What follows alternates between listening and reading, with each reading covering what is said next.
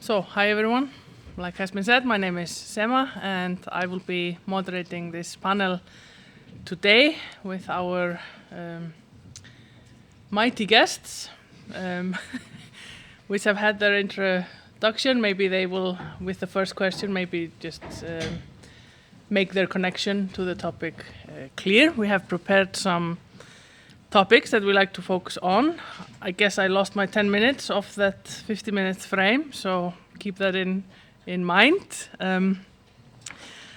But I decided that something that we needed to focus on in particular today is the fact that, according to research, the participation of people with foreign or mixed background in sports is much lower than the participation of native-born Icelanders. And we have seen this in the recent years in research, well, in Iceland, and it's also the same elsewhere. But this is, of course, a great concern with regards to children and young people, perhaps in particular, because we all know the importance of participating in organized sports or other recreational activities on health, on well-being, and other important factors.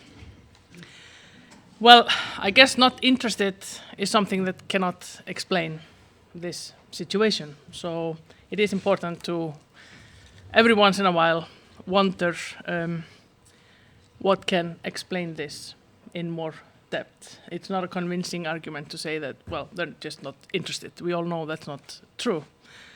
So I would like to start with an easy question. In your opinion, what can explain this? Easy question. If you perhaps would like to start with maybe 2 points to focus on. You want to start, Joanna? Well, my name is maybe just why am I connected to the topic? Well, generally I'm immigrant myself, and I work as an expert in interculturalism and inclusion in Human Rights and Democracy Office of the City of Reykjavik, and working mostly in administration, but focusing on strategy making and actually what can we do as a municipality to be more to work towards inclusive integration of migrants in our municipality in Reykjavik. And I had been working both with Sema and with Johannes, so we are kind of here like a small friends group meeting again and talking about trying to come with some solutions for one of the topics is this participation of migrants in kids and actually adults too in sports, but also general topic of participation. And as you see, had been working for it on 10 years, and we are doing really small steps in it. And there's many factors which influence on it. For a long time, it hasn't been like really an interest in doing something about it, and maybe the interest was just on concentrating on small projects, and small projects maybe work usually just for a while, and then if you finish the project, then there was nothing which followed. So I think this was a little bit of a problem here, that we concentrated on something small, and we never introduced it further. As you probably know, all the people who are working with the strategies know that this is more often on the problem. And as to follow my opinion, as I had been working with the migrant community for a very long time and belong to this community myself, is I think that people do not have a sense of belonging to the host society. So if we do just the small things on the ground, we maybe achieve like a small things. We maybe get 1 or 2 participants, but we are not having like really an influence on the whole society, on how the host society is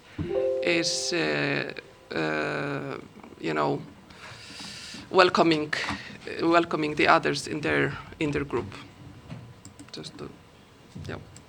Thank you. Johannes?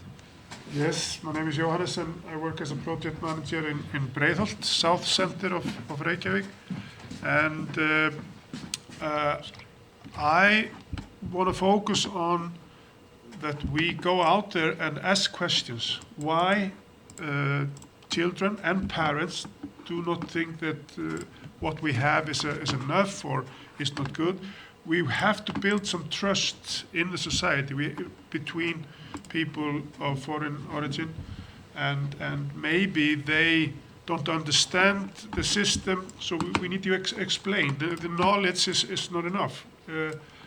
Clearly, we are not doing enough to inform people and their parents. So I think that go out there and go into the schools, talk to the kids and parents. We are sitting in the library when there are interviews, when they go child and parent to the meeting with the teacher, and we sit down there and the teacher goes with them and you need to talk to Jói or Guðbjörg. So we are out there to ask questions. I am not expert in other needs, so I need to ask those questions. So lack of information, Yes. lack of sense of belonging. Yes. Peter, what do you say? Thank you. Yeah, I guess I have a couple of interests in this area. One is recent research that I'm doing on participation in sport using the Sports Abler app. And the other area of interest is the 30 years where I lived between 1971 and 2003 in Northern Ireland, where there was a quite unique situation involving participation of different parts of our community in completely different sports. The problems in Iceland are quite minute compared to some of the problems that I've seen in my own country. But to give you an idea of the scale of the problem, according to Status, 12% of those aged between 4 and 19 in Iceland were born outside Iceland. On the Sports Abler data, that's 4.5%. So there is a problem. It's not just the number of people who were born outside Iceland who are taking part in sport, it's how often they take part in sport. The Icelandic children, the number of training sessions that they attend on average over a 2-year period, it's more than double the number of training sessions that children who've identified their nationality as non-Icelandic will attend. It's a particular problem for females. 45% of the Sports Abler users who are Icelandic are female. That goes down to 39% when you're talking about the non-Icelandic children. So we found that as well. There is some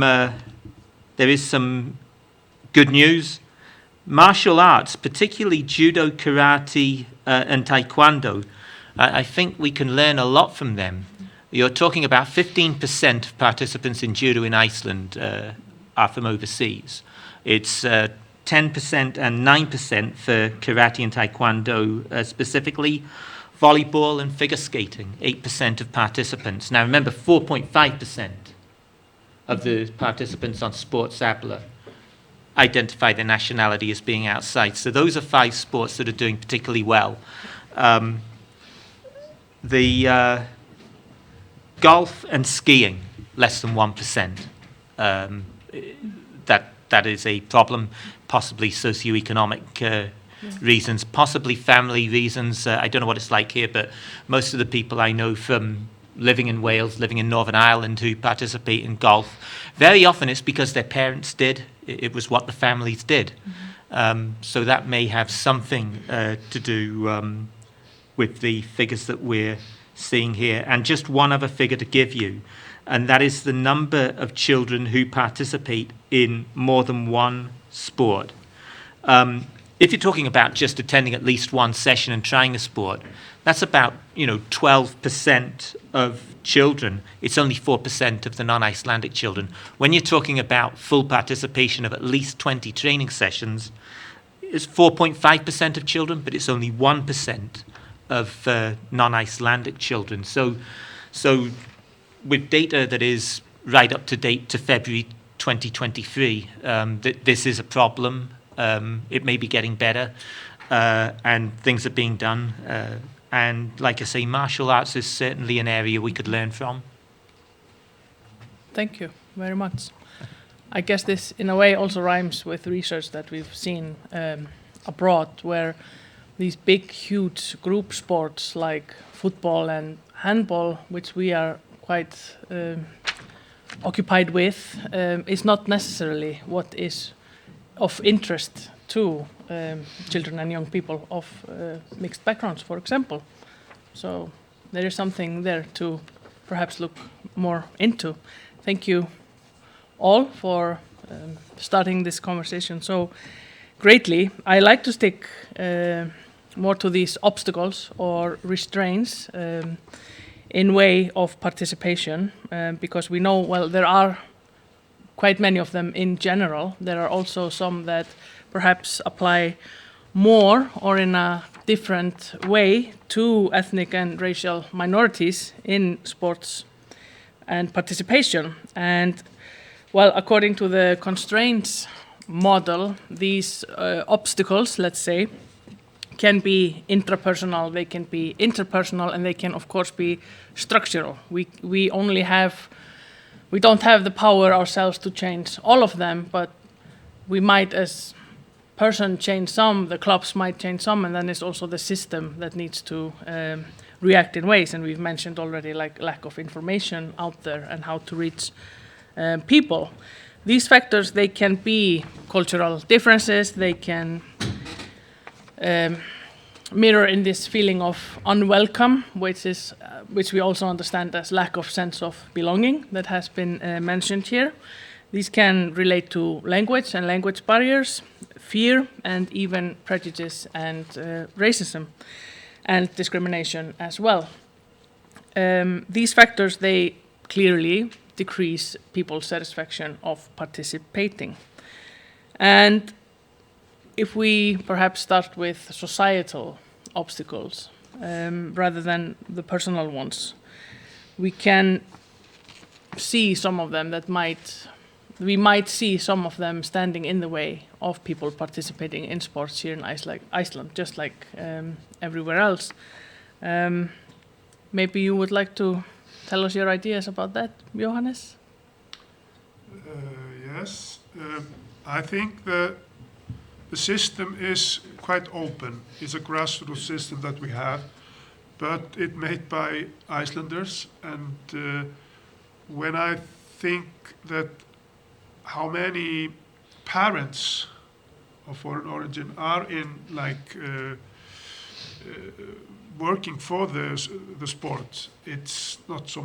We don't have many, and maybe we need to get them into the system and help out, because there are questions to ask there as well. Because when kids are going to competitions, for example, we need to ask what are their needs. They maybe don't have the connection to sell toilet paper like Icelanders do a lot. You understand? So we need to think differently in that aspect. So the system is not that open in that matter.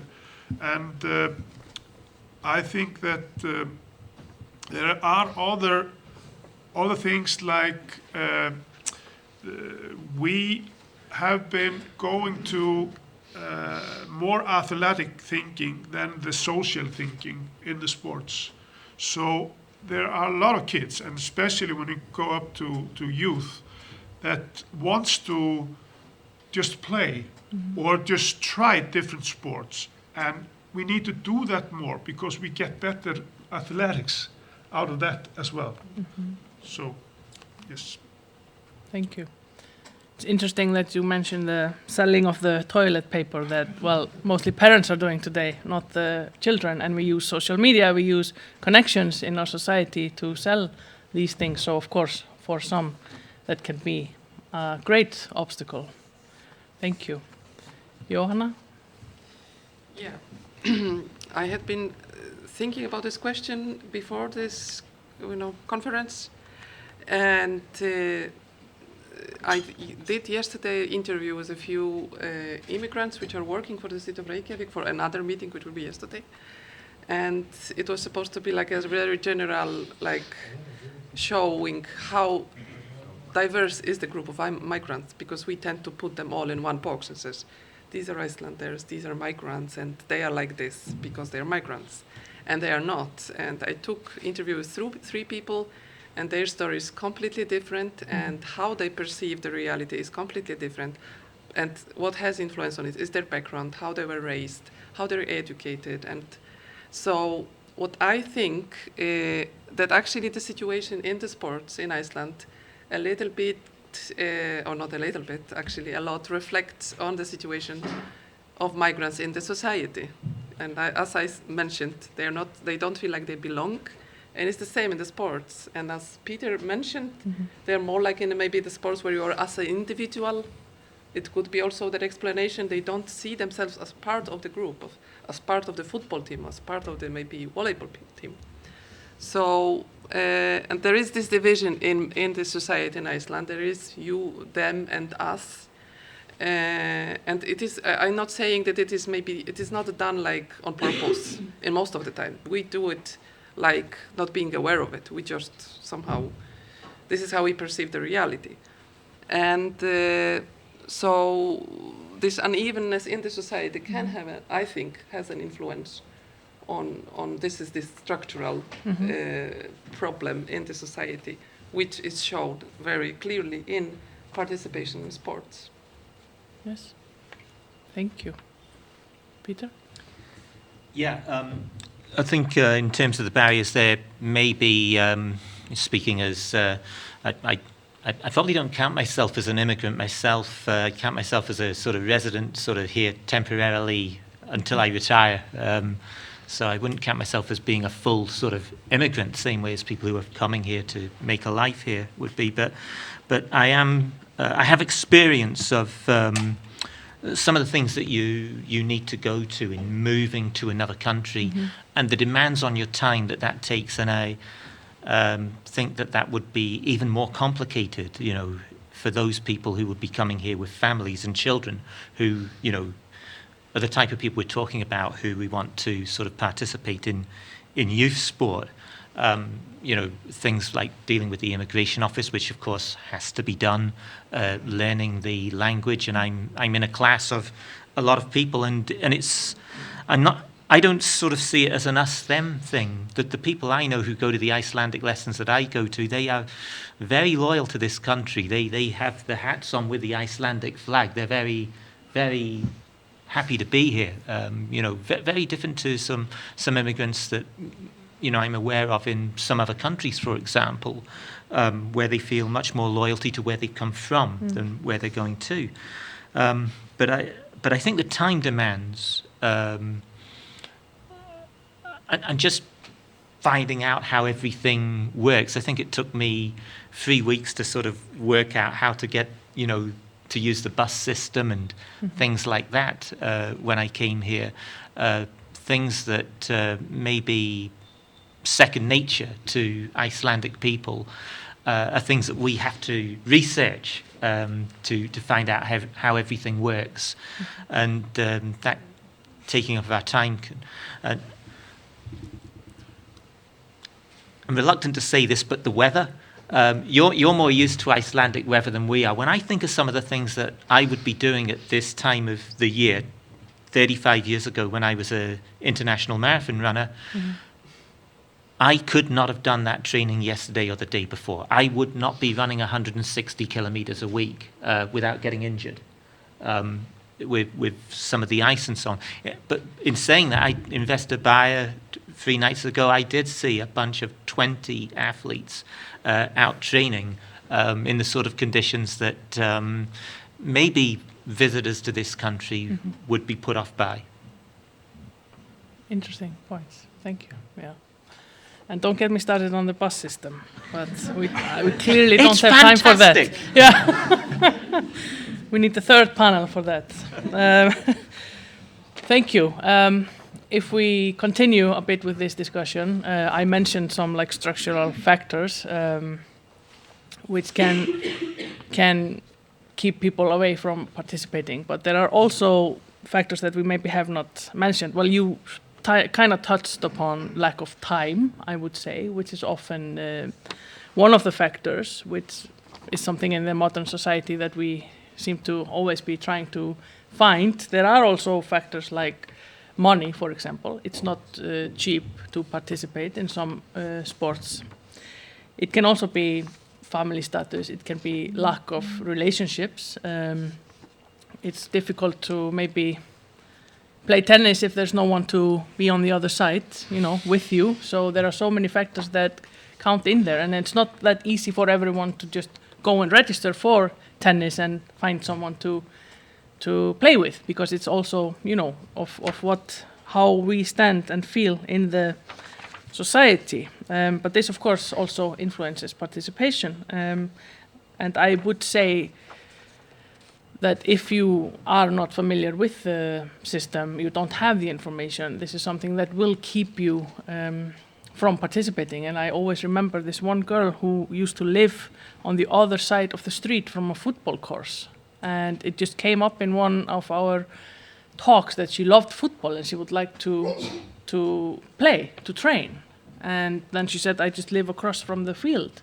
And someone with us was like, why don't you just go over and sign up, But it's not that easy always. And I think this also has effect if you are not a native-born Icelander. So I've given you a lot of clues now. But if you think about these factors, what comes to mind? Maybe you would like to continue, Peter. Yeah, there's an interesting one that this goes back a long time to something I saw on the television, British television, where an Olympic swimmer was on a panel sort of trying to sell sport to this audience, and he had a lot of difficulty. And I remember one young lady was saying it was just a complete waste of time. Sport was a complete waste of time. She wanted to be a doctor. She wanted to read books and become a doctor. And when you look at the ambitions of, the people working in, the medical professions, there seems to be a lot more, certainly in the United Kingdom, people from overseas backgrounds, first generation, second generation, who would go on to be sort of doctors, than you would see of people from those backgrounds in the wider population. And I think that lost opportunity cost that they may see from sport may be something that puts them off. They don't see it as an opportunity. They see it as something that is taking away from an opportunity. Yeah. This also reminded me of our research that covers like what we do with our time. There is some amount of time that we sleep, we do our duties that are like work, things we need to do at home, and other things like that. And then there is free time. And free time is actually considered like the biggest group of time that we have. So are we using that is supposed to be our free time maybe to do something that we should be engaging in, for example, organized sports or leisure? And it just came to my mind because it's so interesting, because if we look at how things are working today, that wouldn't be the feeling that you get. Like, yeah, I have so much free time, I should be doing something good with it. What do you say, Johanna? Yeah, that's right. Is your free time when you are just not doing anything, or is your free time when you don't have to go to work and do anything, do the stuff which are not connected to your school work or stuff like this? But I would like to maybe continue with this, thinking about the inclusive integration term within what can the sports club do, and particularly, or the sports club association.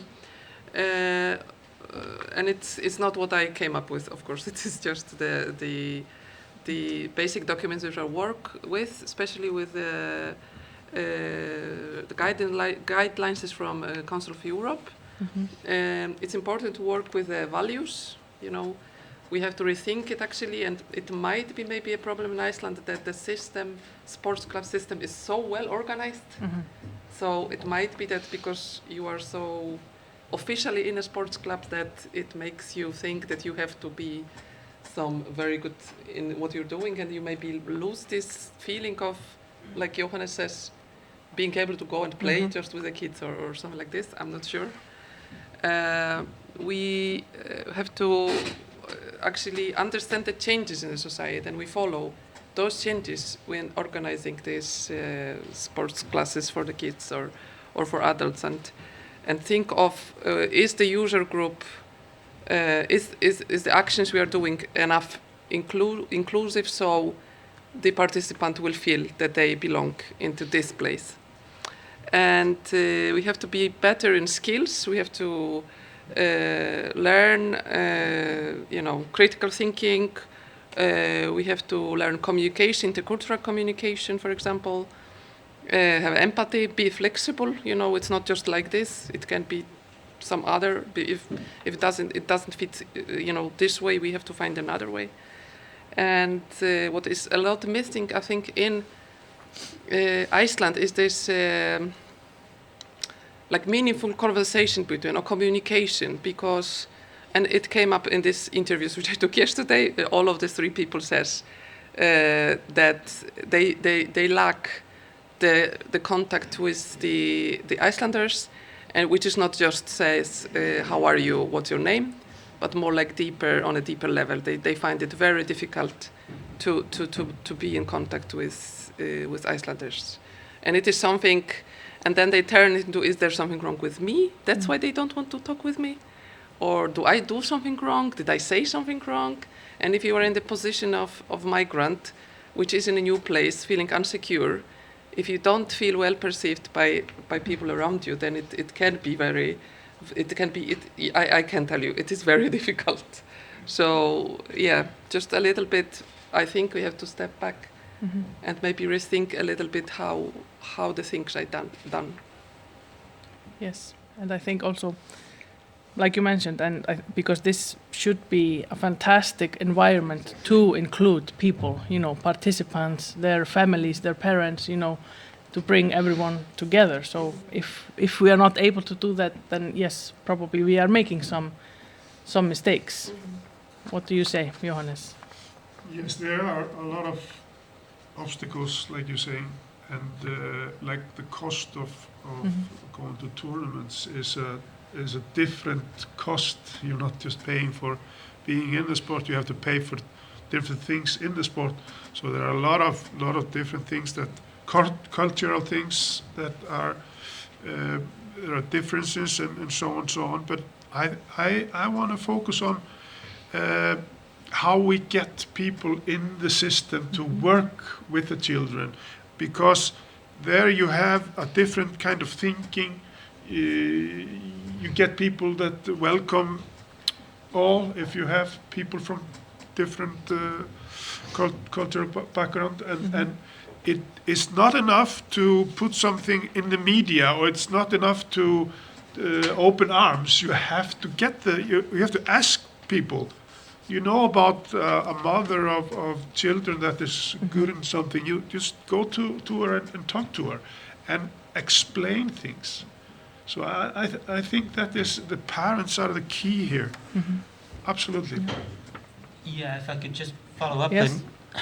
And with the Sports Labler app,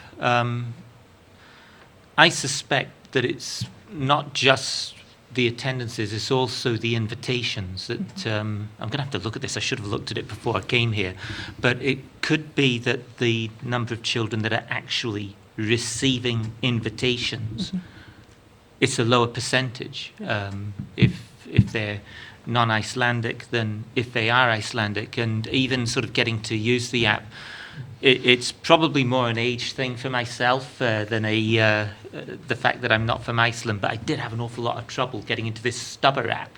I use it all the time now. But I do think that some sports are missing a trick with the app. I was looking for a volleyball match to go to. There was one last night. I check that app every day. This only appeared on the app yesterday because I didn't see it until the match was all over. And I just think that, well, he lost a spectator. I would have been there, you know. So, and getting people interested in the sports and they can then sort of, yeah, this is an environment I want my children to be in. It may have an impact. Yeah, I'm sure it does.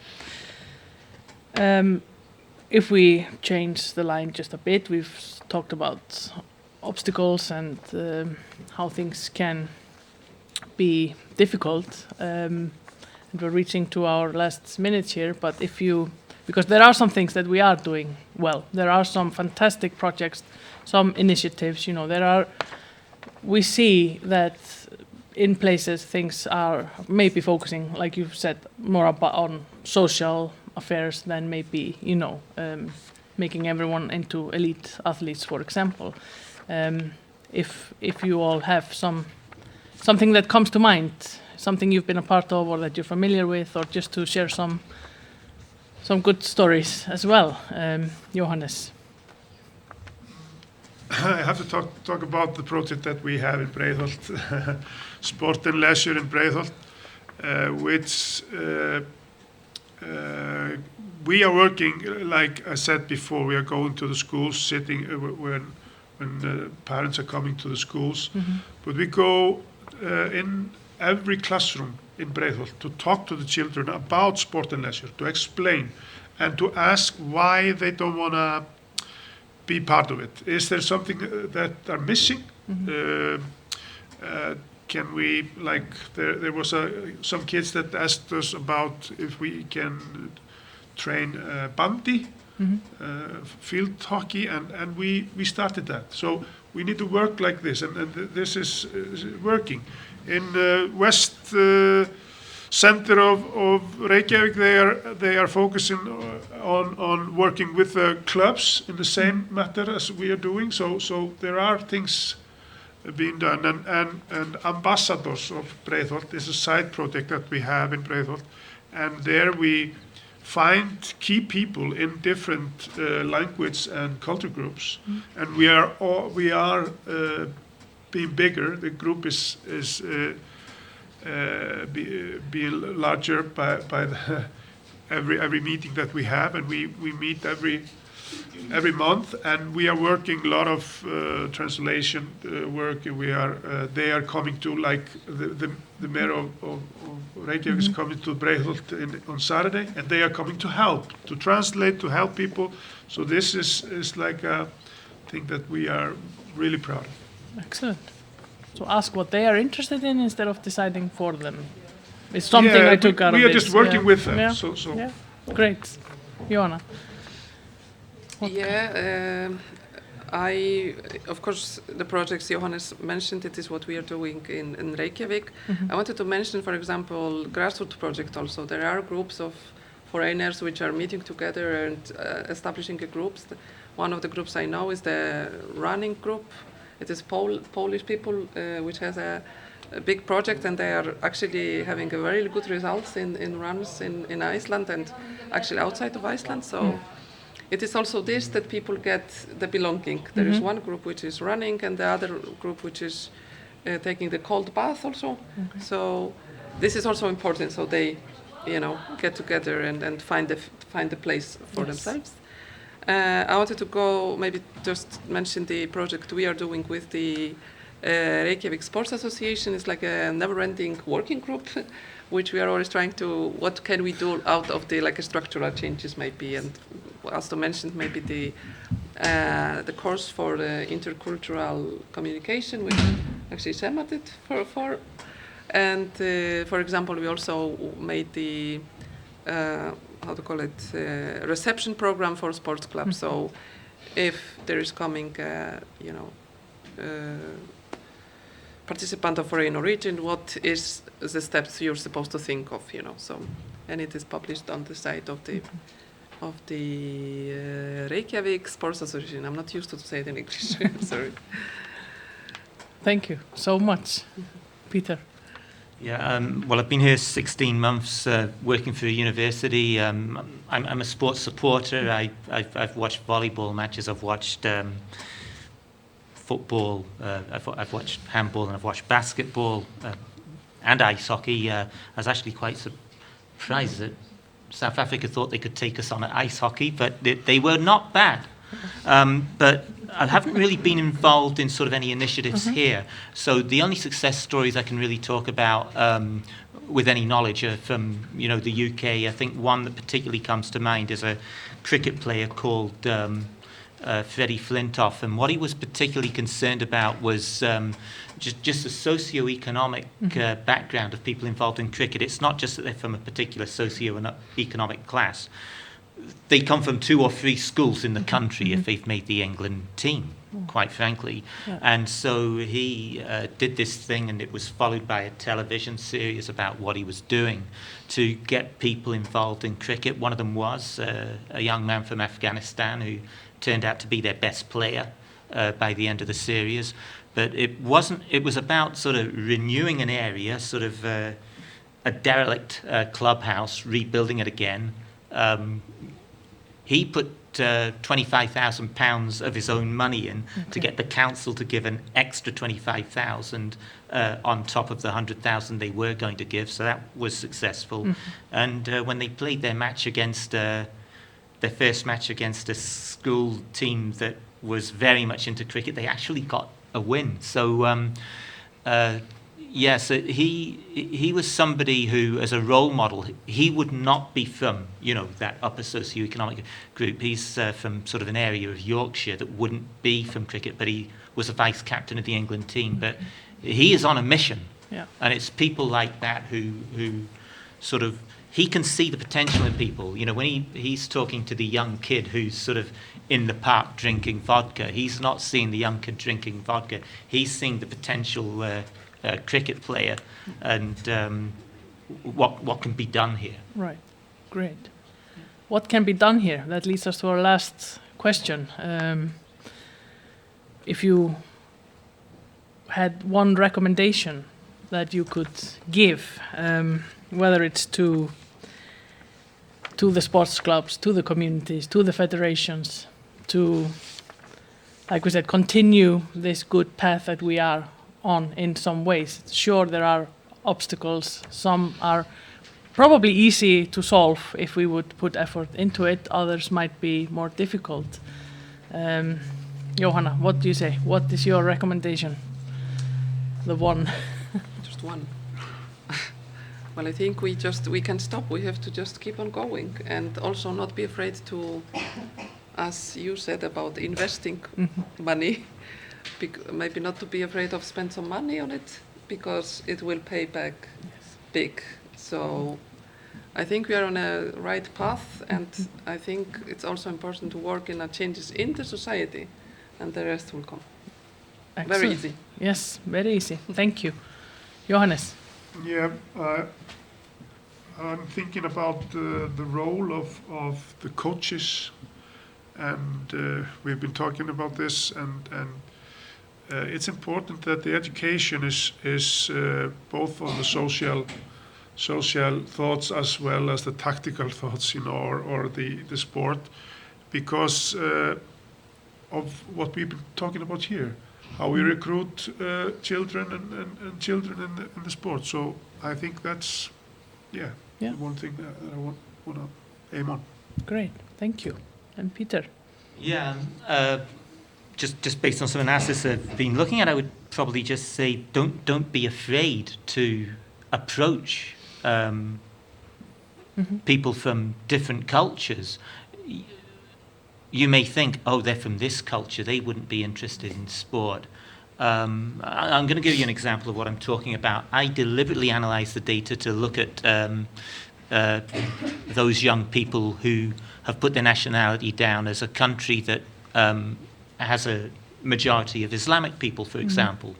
And I very deliberately looked at participation rates during Ramadan, both years.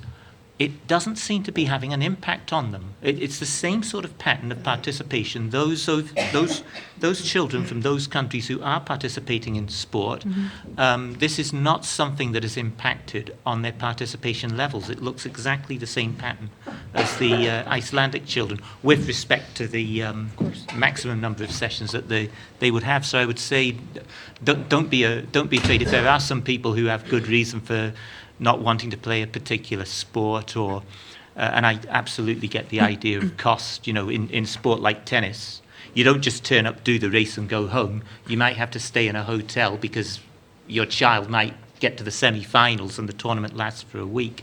That is a barrier for anyone, whether they're from a different culture or from a traditional Icelandic culture. So the worst thing that can happen when you approach people is they'll tell you that they don't want to compete in the particular sport. Right. Thank you. That was fantastic. I think we are moving to questions now, and I need some water. Thank you all. Can I have water there? Thank you. This is your. But I should leave it out of the frame. No, I'm here. please stay with us because you. Actually, one question is for you, but we got many questions, but I have to pick out 3 or 4 maybe, and I start with the most voted question here. Are we missing valuable resources by not get more coaches or assistant coaches from different cultural background and can speak more languages? Who will answer? Johannes, maybe.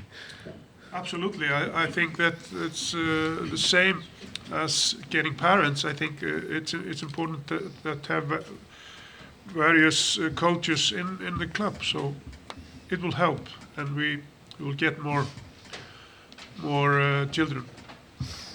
The question for you, Sema, can you share with us about the toolbox, about the inclusion and multiculturalism you created so that people know about this important resource? Yes, I can. Thank you. To find it, you will need to go to Æskulýðsvettvangurinn, which is aevav.is, their webpage, where they have this toolbox.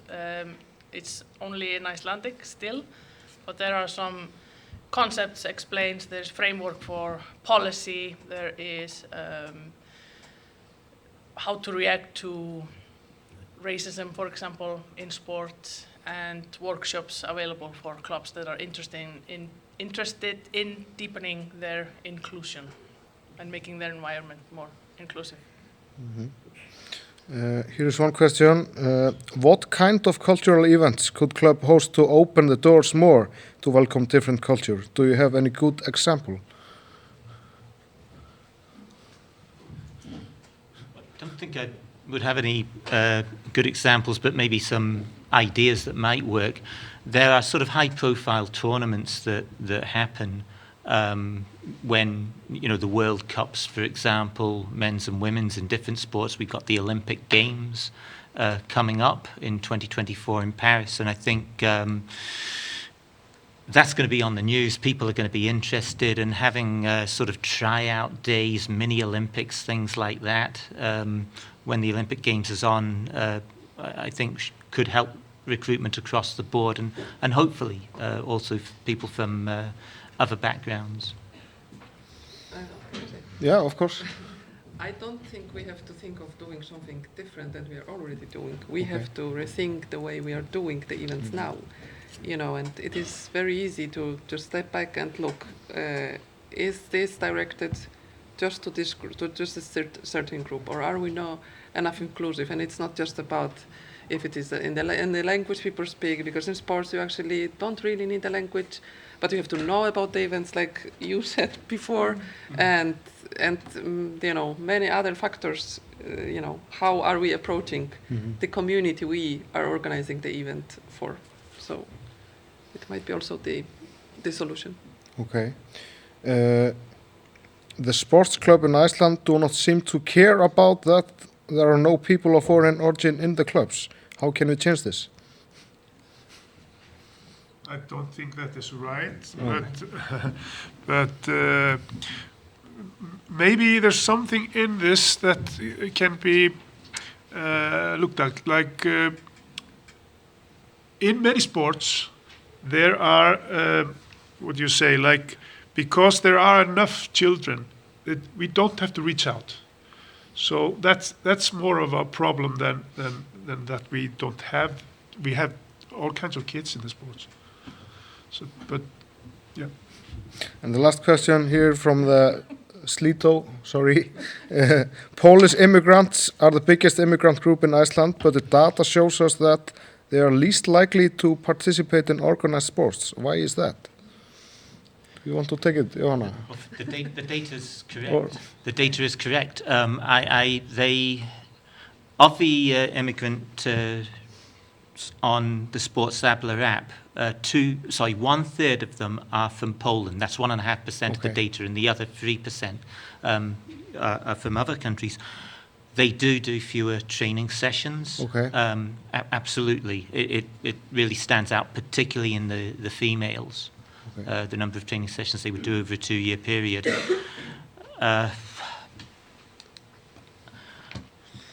I can't understand why. Poland is a country that is extremely good in athletics, extremely good in. This is a country that's got a bronze medal in the World Cup soccer twice. They've no shortage of very good in volleyball. So on. Yeah, and you mentioned about those athletes. I'll bet one of them was a steeplechaser.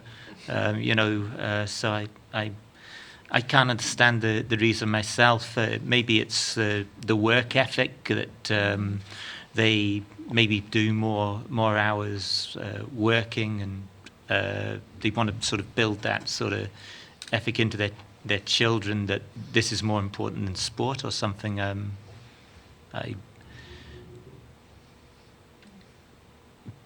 I don't really have an answer for this. Why is it like this?